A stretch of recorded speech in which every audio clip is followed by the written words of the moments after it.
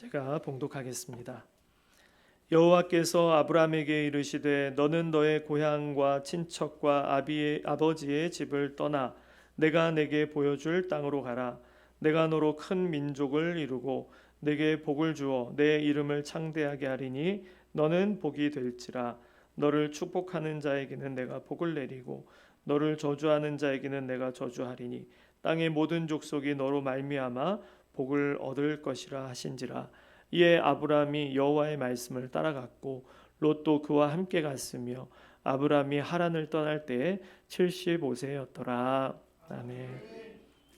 네, 오늘 우리 선교주를 맞이해서 우리 선교사님 이상비 선교사님께서 부르심이라는 제목으로 말씀 나누실 텐데요. 우리 선교사님 이제 4월 말에 이제 오만으로 출국 예정이세요.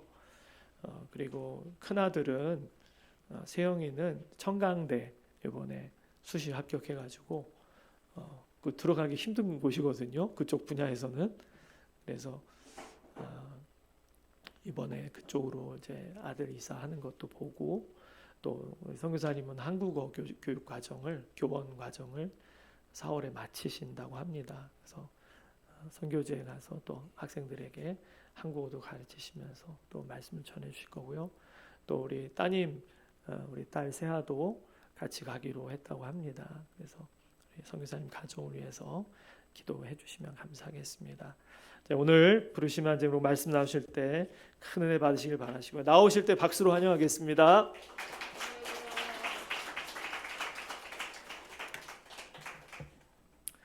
할렐루야. 한샘교회 성도님들과 함께 오늘 이렇게 예배드릴 수 있도록 또 인도해 주신 하나님께 감사드리고, 저희가 그 중국에서 추방당하고 나서 1년 동안 함께 예배드리고 교제하고 그랬잖아요. 오늘 이렇게 교회 오는데 집에 가는 것 같더라고요. 고향에 가는 것처럼 너무 마음이 편하고 너무 반가웠습니다. 아까 이제 목사님께서 말씀 나눠주셨는데 저희가 이제 드디어 오만으로 가게 됐습니다. 참 여러 가지 우여곡절이 있었고, 기도 편지 보신 분들은 아시겠지만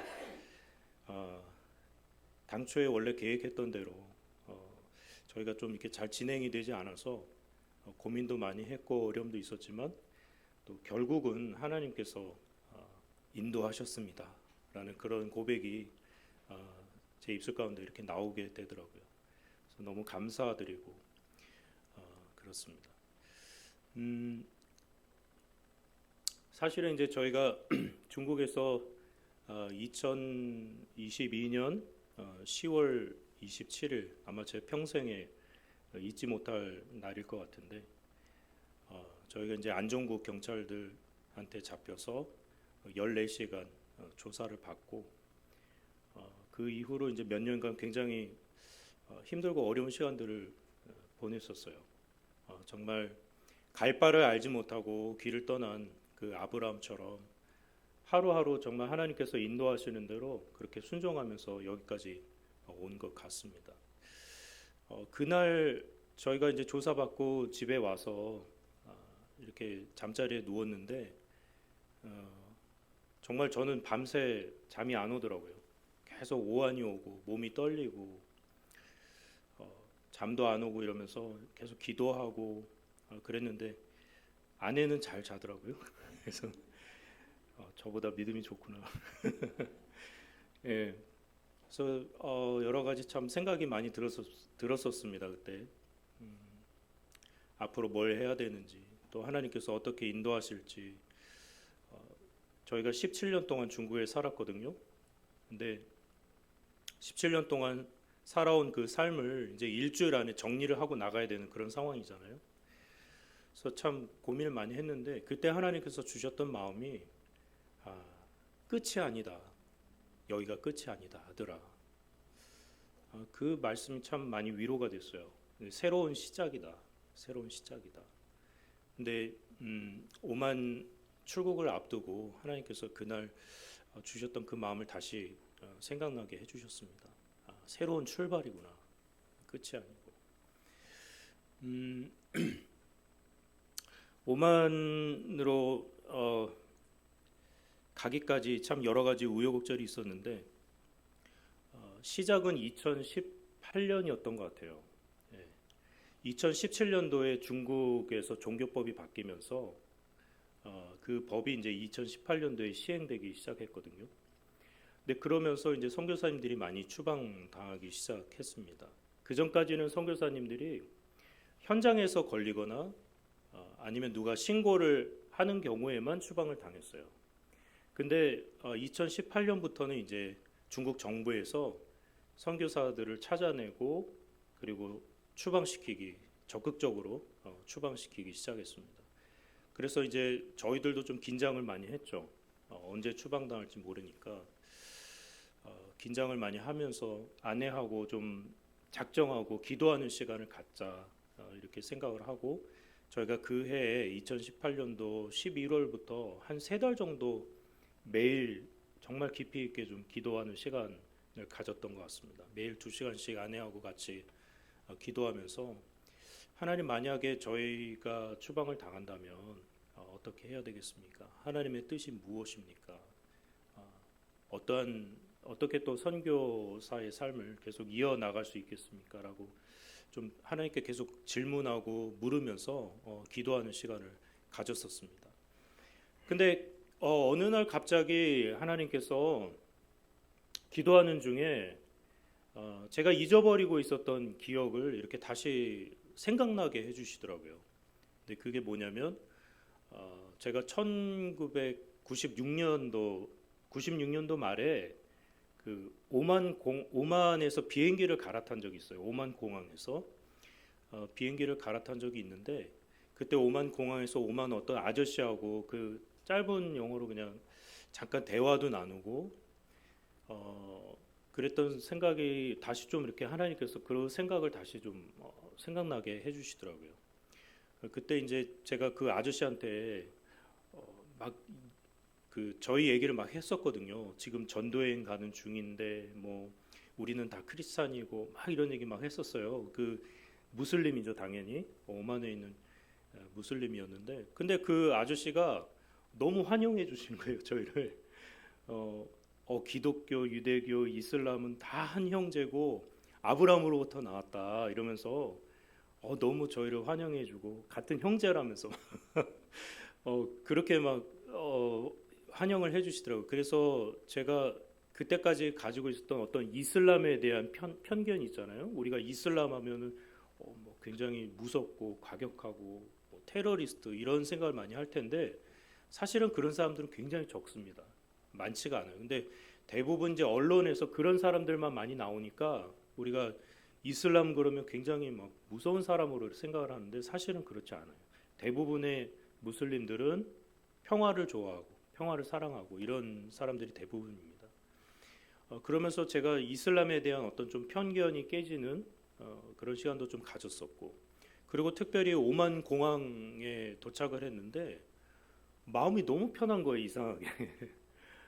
마치 고향에 온 것처럼, 집에 온 것처럼 마음이 너무 편안해서 이게 뭐지? 왜 하나님이 이런 마음 주실까? 그러면서 이 나라는 내가 다시 한번 와보면 좋겠다. 그런 생각을 제가 했었어요. 근데 다 잊고 살았거든요. 거의 한 20년 전에 있었던 일이니까 다 잊고 있었는데 기도하는데 하나님이 그때의 경험들, 그때의 느낌들을 다시 이렇게 기억나게 해주시는 거예요. 그러면서 처음에는 이게 뭐지? 하나님께서 우리 가정을 오만으로 부르시나?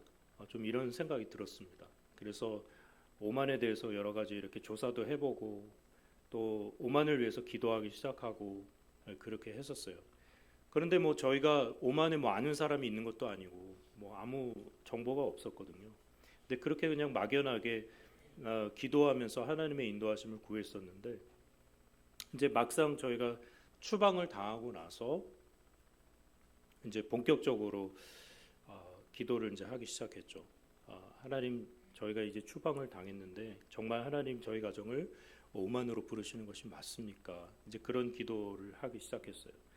그런데 하나님께서 참 여러 가지 놀라운 방법으로 저희 가정을 인도하시고 또 여러 가지 표지를 보여주셨던 것 같습니다.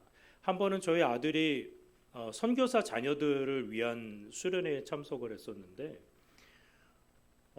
저희 아들이 같은 방을 쓴 선교사님 아들이 오만 선교사님이었던 거예요. 참 놀랍지 않습니까? 몇백 명이 참석한 수련회인데 저희 아들이 같은 방을 쓴 친구가 또 오만 선교사님 아들이었어요. 그래서 저희가 처음 오만 선교사님을 알게 됐어요. 그런 통로를 통해서. 지금도 참 그 선교사님이 저희 가정을 많이 도와주고 계시는데 지금 오만에는 오만 나라 전체에 한국 선교사님이 9분 계세요. 저희가 이제 들어가면 10번째 선교사거든요. 네, 하여간 그런 일들도 있었고 그리고 이제 저희가 작년, 재작년 또 필리핀에서 영어 공부하고 또 그 필리핀에 있는 YM 저희가 이제 YM 파송 선교사인데 YM 사역도 돕고 이렇게 했잖아요. 근데 한 번은 어떤 교회에서 이제 말씀 전해달라고 해서 제가 이제 설교하러 갔었는데 그 교회는 이제 매주 예배 때마다 한 나라씩 이렇게 정해서 기도 제목 나누고 그 나라를 위해서 기도하는 시간이 있었어요. 근데 저희가 간 그 주에 어떤 나라를 위해서 여러분 기도했겠습니까? 그렇죠. 그 많은 나라 중에 예, 저희가 오만으로 간다는 거를 아무도 모르고 있었거든요.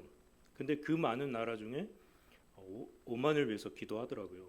그래서 이렇게 하나님께서 여러 가지 참 표제를 보여주시고 또 여러 가지 또 방법으로 저희 가정을 인도해 주셨던 것 같습니다.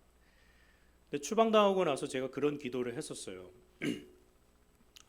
확신이 이제 없으니까 기도원처럼 확신이 없으니까 하나님께 이제 세 가지 기도 제목을 말씀드리면서 하나님 이 세 가지 기도 제목이 다 응답이 되면 제가 정말 오만에 가겠습니다. 순종하는 마음으로 제가 가겠습니다. 이제 이렇게 기도를 하기 시작했습니다. 근데 놀랍게도 그 세 가지 기도 제목이 다 응답이 됐습니다. 근데 그 중에 한 가지가 뭐였냐면 하나님 저희에게 약속의 말씀을 주세요 라는 기도였어요. 저희가 오만에 가려면 하나님 주시는 말씀이 있어야 되는데 하나님 성경을 통해서 저희에게 약속의 말씀을 주세요 이런 기도를 했었습니다. 근데 그때 하나님께서 주신 말씀이 바로 오늘 우리가 읽은 창세기 12장 말씀입니다. 그래서 이 말씀이 참 저에게는 굉장히 특별한 말씀이고 또 저희를 오만으로 부르신 그 하나님의 약속이 담겨 있는 그러한 말씀입니다. 여러분 이 말씀 잘 아시죠? 예, 여러 번 읽으셨죠? 창세기 앞부분에 있으니까 많은 분들이 여러 번 읽으셨을 것 같아요. 네, 하나님 이 말씀을 보면 하나님께서 아브라함을 부르셨습니다. 당시 아브라함이 갈대아 우르라는 굉장히 번화하고 발전된 그 도시에 살았잖아요. 근데 그곳에서 하나님께서 아브라함을 부르셔서 축복의 근원이 될 거다라는 약속을 주시고 그리고 가나안 땅에 가라라고 그렇게 말씀을 하셨어요. 아브라함을 가나안 땅으로 부르신 것이죠. 근데 아브라함이 그 말씀에 순종합니다. 하나님의 부르심에 응답한 것이죠. 하나님께서는 이렇게 아브라함을 부르신 것처럼 당신의 자녀들을 당신의 백성을 부르고 계세요. 하나님은 우리를 부르시는 분이십니다. 우리가 성경을 통해서 하나님께서 이렇게 당신의 백성들을 당신의 자녀들을 부르신다는 것을 우리가 알 수 있습니다. 하나님께서 아담을 부르시고 노아를 부르시고 모세를 부르시고 또 예수님은 12 제자를 부르셨잖아요. 하나님께서는 당신의 자녀들을 부르시는 분이세요. 왜 우리를 부르실까요? 오늘 우리가 읽은 말씀을 보면 알 수 있죠. 그것은 바로 우리를 축복의 근원으로 삼으시기 위해서 우리를 부르시는 줄로 믿습니다. 우리를 통해서 하나님은 열방을 축복하기 원하시는 것이죠. 우리를 축복의 근원으로 삼으셔서 우리를 통해서 온 세계를 축복하기 원하시는 것입니다. 우리를 통해서 하나님의 뜻을 이루기 원하시는 것이죠. 얼마나 놀라운 일입니까? 하나님의 이 섭리 가운데 우리를 부르셔서 함께 할 수 있도록 동참할 수 있는 이 놀라운 특권과 축복을 우리에게 허락해 주신 것입니다. 우리가 아브라함처럼 하나님의 부르심에 순종할 때 우리가 열방을 축복하는 그 축복의 근원이 될 수 있는 것입니다. 축복의 통로가 될 수 있는 것이죠. 그런데 이렇게 순종하려면요, 우리가 익숙했던 것들을 포기해야 될 수도 있습니다. 아브라함처럼 아브라함에게 하나님께서 뭐라고 말씀하셨죠? 고향과 친척과 아버지 집을 떠나라 라고 말씀하셨어요. 익숙한 것들을 떠나라 라고 말씀하신 것이죠. 하나님의 부르심에 순종하려면 이렇게 우리가 익숙한 것들을 내려놓고 또 하나님께 헌신해야 되는 그러한 일들이 필요할 수도 있습니다. 내 생각과 계획을 내려놓고 하나님께서 원하시는, 하나님께서 말씀하시는 것에 우리가 반응하고 순종해야 하는 것이죠. 사실 익숙한 것들을 내려놓는 것, 나의 뜻을 포기하는 것 쉽지 않은 일입니다. 쉽지 않은 일이에요. 하지만 우리가 순종할 때, 하나님의 부르심에 우리가 응답할 때 하나님께서 우리를 통해서 열방을 축복하실 줄로 믿습니다. 우리를 복의 근원으로 삼아주시는 것이죠. 어떤 분들은 정말 고향과 친척과 아버지 집을 떠나야 될 수도 있어요. 그런데 또 어떤 분들은 한국에 남아서 또 하나님의 부르심을 감당해야 될 수도 있습니다. 제가 작년에 한국에 이렇게 들어와서 아이들 때문에 갑자기 저희가 들어오게 됐잖아요. 근데 하루는 이렇게 길거리에 학생들이 교복을 입고 지나가는데 그냥 막 눈물이 나더라고요. 그래서 우리 아이들도 한국에 있었으면 저렇게 평범하게 학교 다니면서 네, 죄송합니다. 오늘은 안 울려고 했는데 네, 평범하게 학교 다니면서 참 즐겁게 지낼 수도 있었을 텐데 이 생각이 드니까 갑자기 좀 눈물이 났어요. 근데 한편으로는 또 죄송한 마음도 있었습니다. 하나님 부르심 따라서 내가 헌신하고 순종한다고 하면서 아직까지도 아이들을 하나님께 맡기지 못했구나. 제 안에 좀 죄송한 마음도 들고 그랬었어요. 예, 아무튼 여러분 지금 하나님의 부르심에 순종하고 계십니까? 예, 스스로에게 한번 질문해 보셨으면 좋겠어요. 하나님의 부르심에 여러분 순종하고 계십니까? 부르심에 순종하기 위해서 정말 내가 익숙한 것들을 포기하고 있는지, 내려놓고 있는지, 그리고 어떻게 하나님 나라를 위해서 헌신하고 계신지 여러분에게 묻고 싶습니다.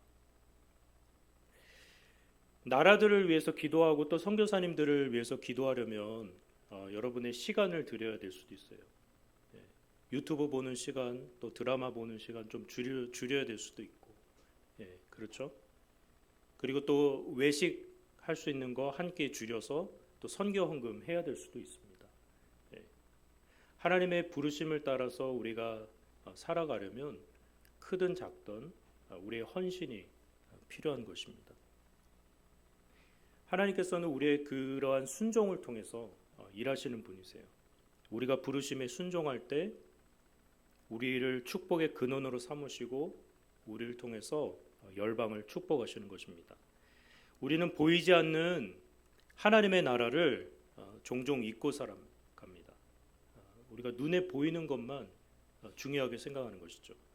이 세상에서 잘 먹고 잘 사는 것도 중요합니다. 하지만 우리는 영원한 하나님의 나라를 바라봐야 될 줄로 믿습니다.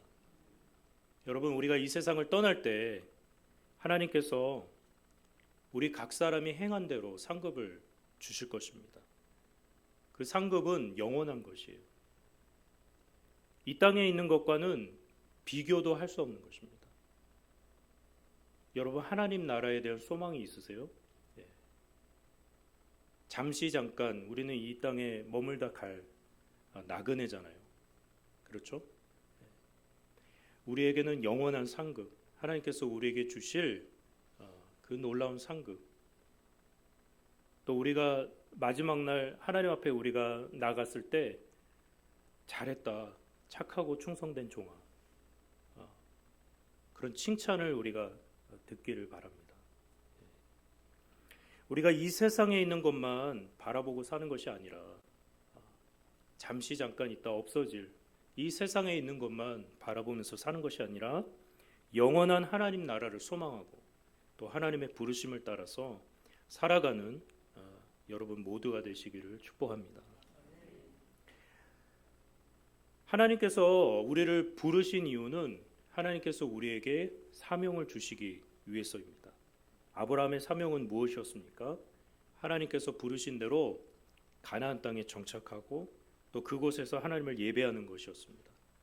그래서 여러분 성경을 보시면 아시겠지만 아브라함이 가는 곳마다 제단을 쌓고 하나님의 이름을 부르고 하나님을 예배했어요.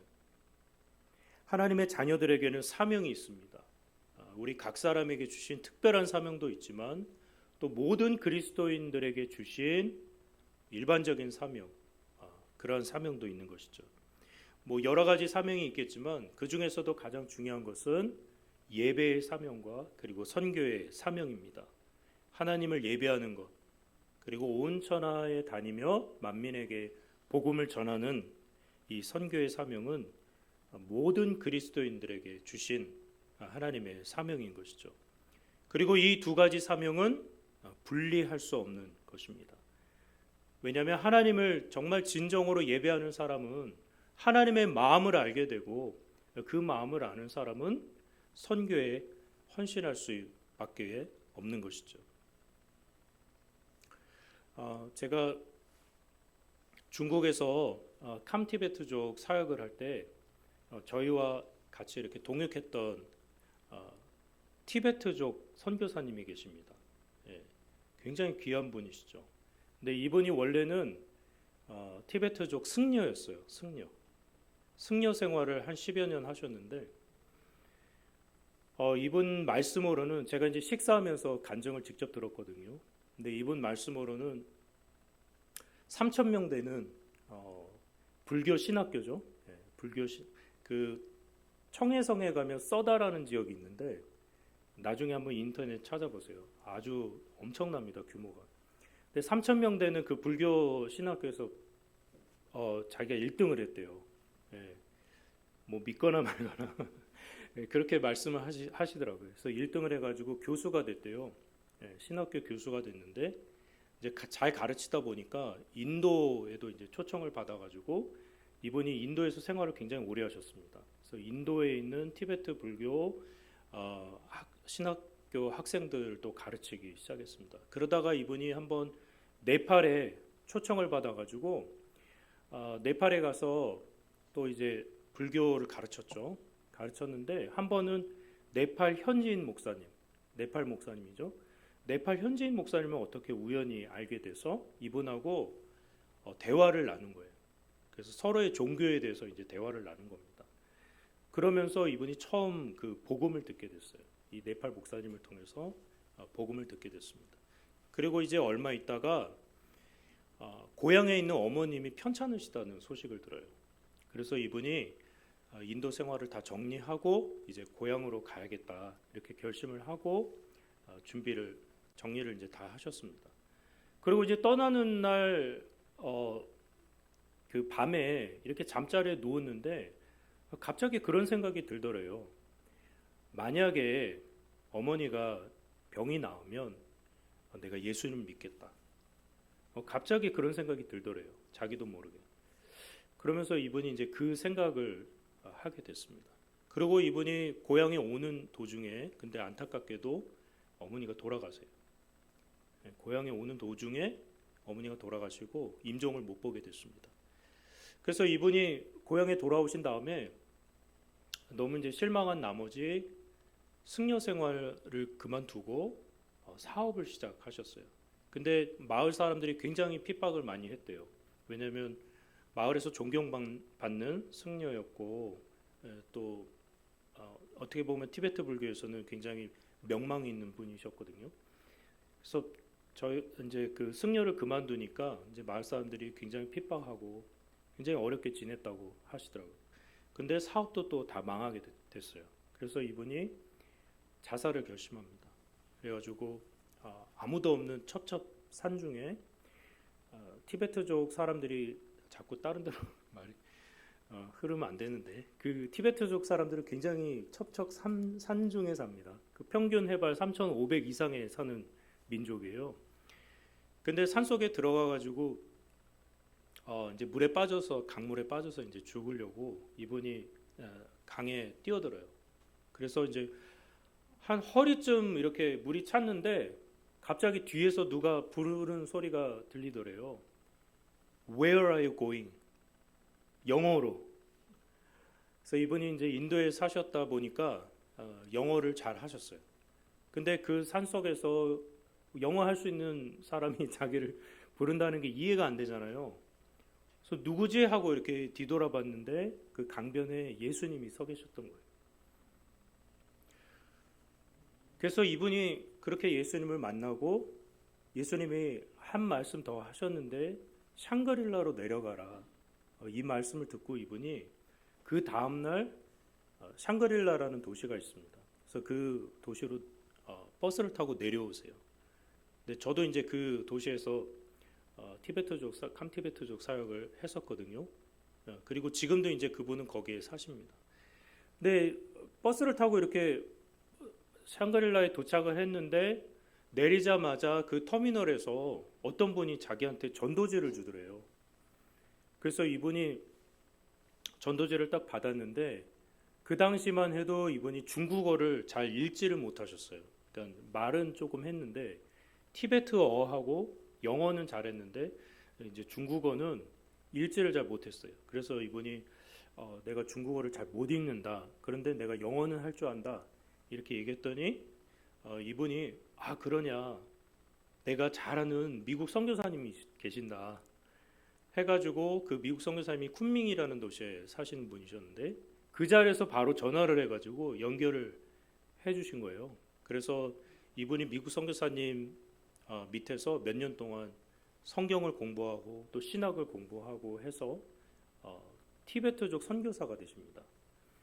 그래서 이분이 샹그릴라로 돌아와서 이제 거기서 지금도 티베트족 가정교회를 섬기고 계시는데 이분이 이제 그 간증이 워낙 유명해지니까 뭐 해외로 나가서 여기저기 이렇게 간증 집회를 많이 하셨어요. 뭐 미국에도 가시고 우리나라에도 오셨습니다. 취지아라는 분이신데, 근데 한 번 이제 홍콩에 있는 어떤 신문사 기자가 이분을 취재하러 온 거예요. 그래서 이분한테 이제 질문하기를 당신이 10년 동안 티베트 불교 승려로 있었고 또 지금 10년 동안 기독교 선교사로 있는데 당신이 생각하기에는 어떤 신이 진짜 신인 것 같습니까? 라고 물어봤대요. 근데 이분이 정말 아주 지혜로운 대답을 하셨어요. 8글자로 이분이 대답을 하셨는데 真神假拜, 假神真拜. 예, 중국어 하시는 분 계세요? 예, 무슨 말이냐면 티베트 불교 믿는 사람들은 가짜 신을 진짜로 예배하고 기독교인들은 진짜 신을 가짜로 예배한다. 그러니까 제가 그 얘기 들으면서 정말 많이 오늘 안 울려고 그랬는데 정말 눈물이 많이 나더라고요. 네. 이분이 보시기에는 기독교인들은 정말 참 하나님을 섬기는데 마음을 다해서 예배하지 못하는구나 라고 생각을 하셨던 거예요. 근데 여러분, 이슬람을 믿는 무슬림들도 그렇지만 티베트 불교 믿는 티베트족 사람들도 정말 종교성이 강합니다. 여러분 오체투지 아시죠? 오체투지. 예, TV에서 보셨죠? 땅바닥에 완전히 엎드려서 기도하는 거예요. 예, 그래서 한 걸음 가고 엎드려서 기도하고 다시 일어나서 또 한 걸음 가고 엎드려서 기도하고 그렇게 기도하면서 수백 킬로를 걸어갑니다. 수백 킬로를. 차로 가도 한참 걸리는 거리를. 그래서 물어보면은 집에 누가 아픈 사람이 있대요. 그래서 기도하는 거래요. 근데 그렇게 종교성이 강합니다. 여러분, 이슬람 믿는 무슬림들도 아시죠? 하루에 5번씩 기도하는 거 아시죠? 제가 오만에 방문했더니 기도 시간 되면은 사이렌이 막 울리더라고요. 새벽 4시부터 사이렌이 울리면 다 기도하는 거예요. 그 소리 듣고. 그렇게 종교성이 강합니다. 가짜 신을 섬기는데, 우상을 섬기는데. 여러분, 우리가 이렇게 자유롭게 하나님 예배할 수 있다는 것이 얼마나 놀라운 축복인지 모릅니다. 제가 한국에 오면 이 말씀은 꼭 가는 교회마다 나누는데, 정말 전 세계에서 이렇게 자유롭게 예배할 수 있는 나라가 많지 않습니다. 하나님께서 우리나라에 주신 놀라운 축복인 것이죠. 여러분, 예배할 때마다 정말 마음과 뜻과 정성을 다해서 하나님 예배하셨으면 좋겠어요. 우리가 이렇게 모여서 회중 예배로 하나님께 예배를 드리는 것도 굉장히 중요하지만, 또 우리가 가는 곳마다 우리가 하나님 예배할 수 있어요. 하나님 예배하는 것은 하나님 찬양하고 경배하고, 또 하나님께서 우리 삶 가운데 행하신 일들을 감사하는 것이 바로 예배인 것입니다. 우리가 길을 걸을 때나 버스를 타고 갈 때나 지하철을 타고 갈 때나 뭐 일을 할 때나 집안일 할 때, 설거지 할 때나 우리가 하나님 예배할 수 있는 것이에요. 어디에서나 우리가 하나님 예배할 수 있는 것입니다. 그래서 우리를 뭐라고 부릅니까? 움직이는 교회다라고 말하잖아요. 하나님의 성령이 함께 하시는 우리 각 사람이, 우리 성도 한 분 한 분이 하나님의 성전이고 또 움직이는 교회인 줄로 믿습니다. 여러분이 가는 곳에서 그렇게 예배하는 삶을 사셨으면 좋겠습니다.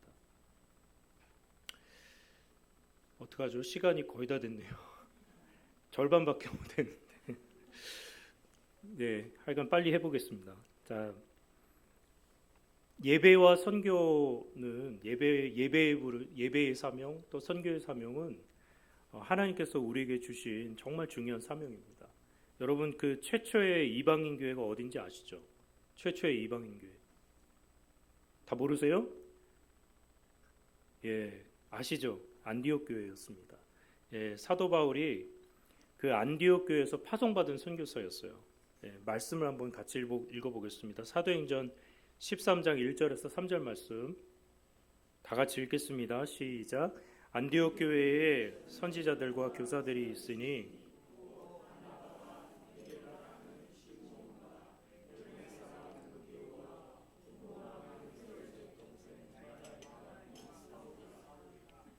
주를 섬겨 금식할 때에 성령이 이르시되 내가 불러 시키는 일을 위하여 바나바와 사울을 따로 세우라 하시니 이에 금식하고 기도하고 두 사람에게 안수하여 보내니라.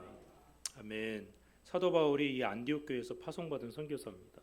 2절 말씀에 보면은 주를 섬겨 금식할 때에라는 말씀이 나옵니다. 근데 이 말씀에서 섬기다라는 말은 예배한다라는 뜻입니다. 안디옥 교회는 정말 진실로 하나님을 예배하는 교회였어요. 정말 성령과 진리로 예배하는 교회였습니다. 그 예배의 사명을 잘 감당하는 그 교회에 하나님께서 무엇을 주셨죠? 선교의 사명을 주셨어요. 이 예배의 사명과 선교의 사명은 분리할 수 없는 것이에요. 떼려야 뗄 수 없는 그런 것입니다. 저는 한샘교회가 정말 안디옥 교회처럼 예배의 사명도 잘 감당하고 또 선교의 사명도 잘 감당하는, 지금도 잘하고 계시지만 앞으로 더 그렇게 하나님의 기쁨이 되는 그러한 교회가 되기를 예수님의 이름으로 축복합니다. 여러분, 우리가 내 문제만 바라보고 잘 먹고 잘 살아야겠다라는 생각만 하면요, 문제도 해결 안 되고 잘 먹고 잘 살 수도 없습니다. 하나님께서는 우리를 세상 사람들하고 똑같이 살지 말라고 부르신 거예요.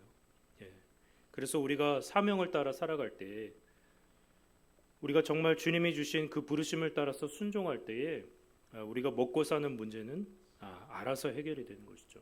예수님께서도 먼저 그의 나라와 의를 구하라고 말씀하셨어요. 그러면 하나님께서 우리의 먹을 것, 또 입을 것, 모든 것을 다 보살펴 주신다고 그렇게 말씀하셨습니다. 여러분이 그리스도인이라면 여러분은 세상 사람들과 다른 삶을 살아야 하는 것이죠. 사명을 따라 살아야 하는 것입니다. 마지막으로 선교의 사명을 우리가 감당할 수 있는 4가지 방법만 말씀드리고 말씀을 마치겠습니다. 첫 번째는 어떠한 방법입니까? Praying, 예, 제가 필리핀에서 영어 배웠잖아요.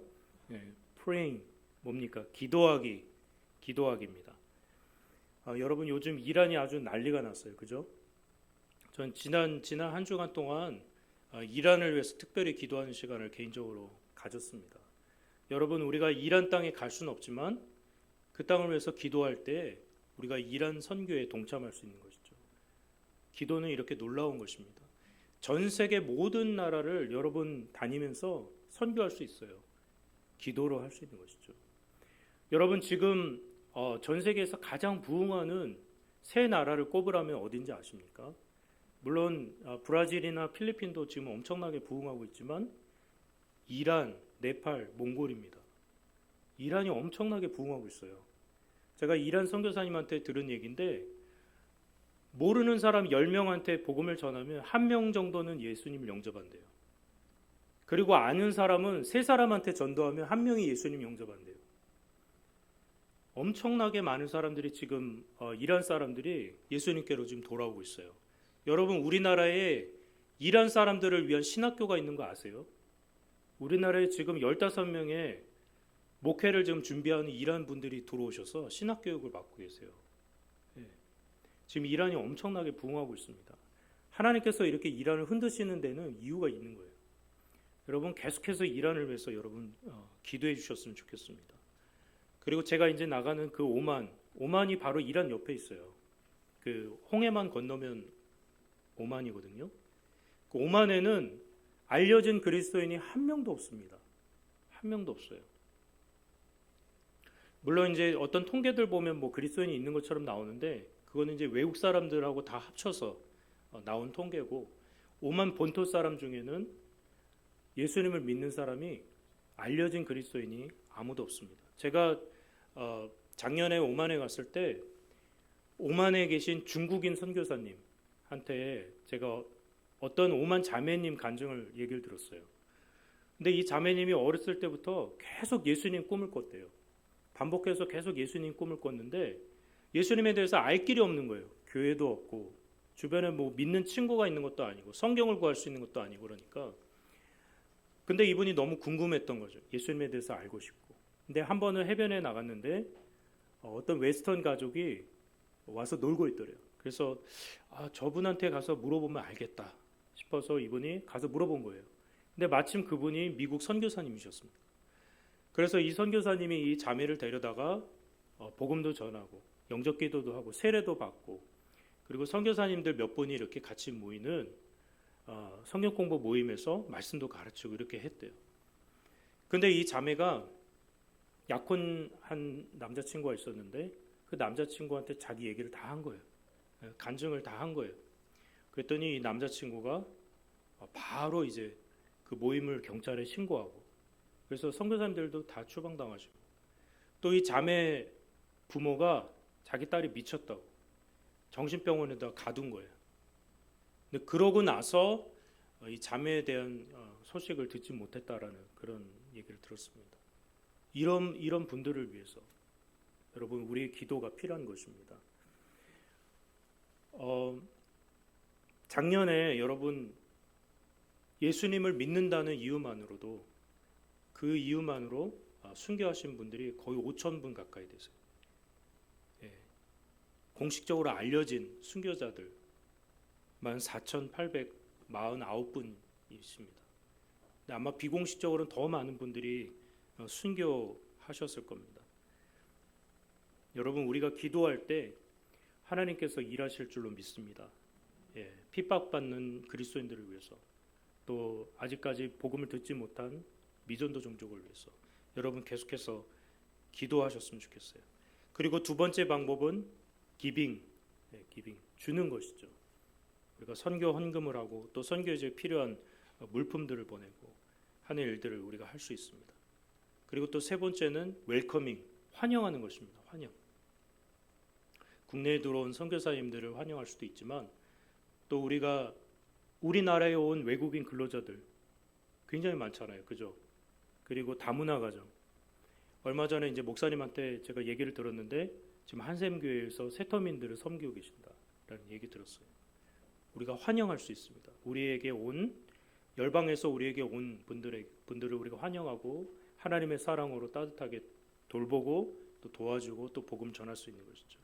그리고 네 번째 방법은 우리가 잘 아는 것처럼 going, 가는 것이죠. 예수님께서 승천하시기 전에 제자들에게 사명을 주실 때 뭐라고 말씀하셨죠? 너희는 가서라고 말씀하셨죠. 우리가 마지막으로 이 말씀을 읽고 말씀 마치겠습니다. 마태복음 28장 18절에서 20절 말씀입니다. 우리가 다 같이 한 목소리로 읽겠습니다. 시작. 예수께서 나와 말씀하여 이르시되 하늘과 땅의 모든 권세를 내게 주셨으니 그러므로 너희는 가서 모든 족속을 제자로 삼아 아버지와 아들과 성령의 이름으로 세례를 베풀고 내가 너희에게 분부한 모든 것을 가르쳐 지키게 하라. 볼지어다 내가 세상 끝날까지 너희와 항상 함께 있으리라 하시니라. 아멘. 이 말씀에 보면요, 그러므로부터 가르쳐 지키게 하라, 이게 한 문장입니다. 근데 이 문장 안에 예수님의 명령이 딱 하나예요, 하나.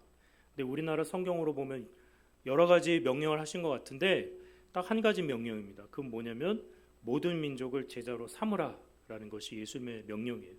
다시 말하면 가서 세례를 베풀어서 가르쳐 지키게 해서 제자로 삼아라라는 것이 예수님의 명령입니다. 여러분 지금 이 명령에 여러분 지금 어떻게 순종하고 계십니까? 여러분이 예수님을 믿는 성도라면, 정말 예수님을 따라가는 제자라면 여러분 마땅히 이 말씀에 순종해야 될 줄로 믿습니다. 가정에서, 직장에서, 또 학교에서, 여러분이 사는 그곳에서, 그곳이 바로 하나님께서 부르신 자리인 것이죠. 그곳이 바로 땅끝이고 또 여러분이 사명을 감당해야 될 그 자리인 것입니다. 여러분, 하나님께서 우리를 부르셨습니다. 아브라함을 부르신 것처럼 우리를 당신의 백성으로 부르셨고 또 축복의 근원으로 삼으셨습니다. 그리고 사명을 주시고 이제는 세상으로 보내십니다. 이제 우리에게 주신 이 예배의 사명, 또 선교의 사명을 여러분 기억하시고 다시 헌신을 다짐하는 여러분 모두가 되시기를 예수님의 이름으로 축복합니다. 아멘. 다 같이 기도하겠습니다.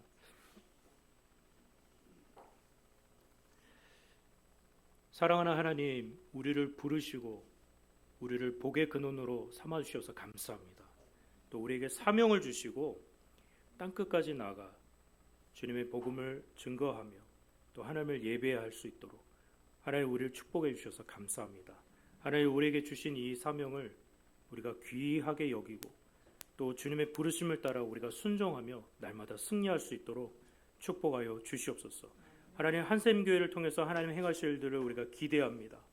하나님 교회를 사용하여 주시고 우리가 드리는 예배를 받아주시고 또 우리의 섬김을 통해 열방이 주께로 돌아올 수 있도록 축복하여 주시옵소서. 감사드리고 예수님 이름으로 기도합니다. 아멘.